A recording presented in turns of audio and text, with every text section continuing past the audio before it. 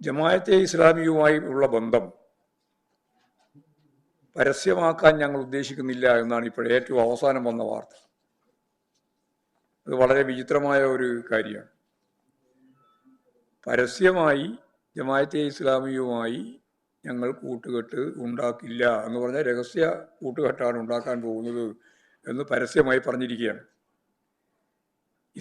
ഇത് കോൺഗ്രസിന്റെ DCC president, Kozhikode DCC president Praveen കുമാറാണ് പരസ്യമായിട്ട് ഈ വാർത്ത കൊടുത്തത്.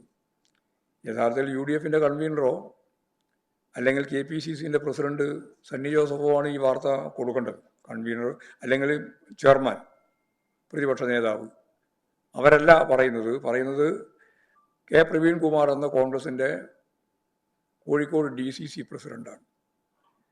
അദ്ദേഹം പറയുന്നത് ഞങ്ങൾ ജമാഅത്തെ ഇസ്ലാമിയുമായി പരസ്യമായി ധാരണയില്ല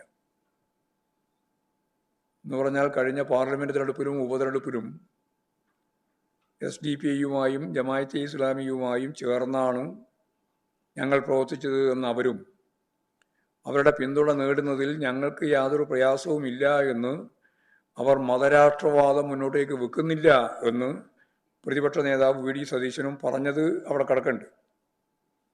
അതെല്ലാവരുടെയും മനസ്സിലുണ്ട്. അപ്പോഴാണ് പറയുന്നത് പരസ്യമായിട്ടില്ല. എന്നാൽ ഇതേ സന്ദർഭത്തിൽ UDFന്റെ തന്നെ ഭാഗമായിട്ടുള്ള മുസ്ലിം ലീഗും UDFും ജമാഅത്തെ ഇസ്ലാമിയുമായി ചർച്ച നടത്തിക്കൊണ്ടിരിക്കുകയാണ്. ഇപ്പോൾ മലപ്പുറം ജില്ലയിൽ തിരൂർ താലൂക്കിന്റെ ഭാഗമായിട്ടുള്ള പൊന്മുണ്ടം പഞ്ചായത്ത്, അവിടെ ലീഗ് ജമാഅത്തെ ഇസ്ലാമി UDF ജമാഅത്തെ ഇസ്ലാമി കൂട്ടുകെട്ട് നിലവിൽ വന്നു കഴിഞ്ഞു.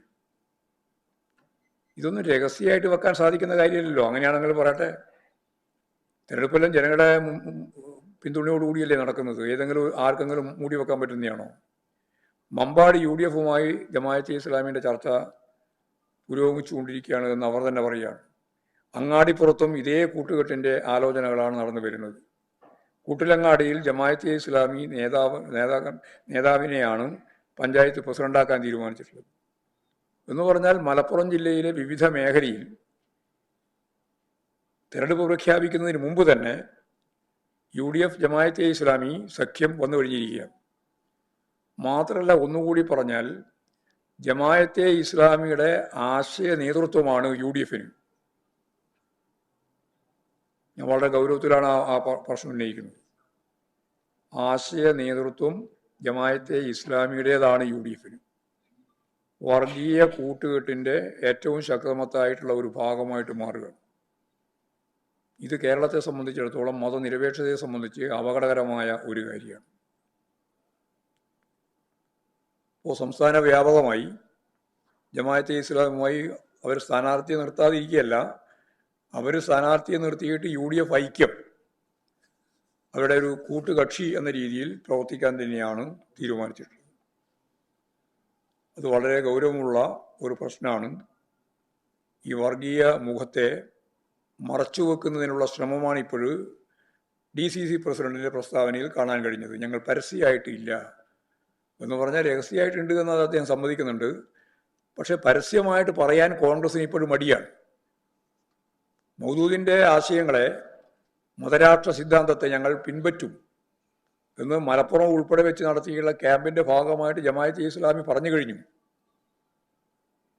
അല്ലാതെ VD സതീശൻ പറയുന്നത് പോലെ ഇവിടെ രാഷ്ട്രവാദം, മുസ്ലിം രാഷ്ട്രവാദം അവസാനിച്ചിരിക്കുന്നു എന്നുള്ളതല്ല, ഞങ്ങൾ തുടരും എന്ന് പരസ്യമായിട്ട് ഇപ്പോഴും ഈ 2025 പ്രഖ്യാപിച്ച സന്ദർഭത്തിലാണ് ജമാഅത്തെ ഇസ്ലാമിയുമായിട്ട് കൂട്ടുചേർന്ന് ഈ വർഗീയ സഖ്യം ഉണ്ടാക്കുന്നതിന് വേണ്ടി, അതുപോലെ തന്നെ SDP ഉൾപ്പെടെയുള്ളവരുമായി ചേർന്ന് മുന്നോട്ടേക്ക് പോകാൻ ഇവരിപ്പോഴും തീരുമാനിച്ചിട്ടുള്ളത്. അത് കേരളത്തിലെ ഇടതുപക്ഷ ജനാധിപത്യ മുന്നണി ഗവൺമെന്റിന്റെ മുന്നേറ്റത്തെ എങ്ങനെയെങ്കിലും തടയണം എന്ന ആശയം വെച്ചുകൊണ്ട് നടത്തുന്ന കാര്യമാണ്.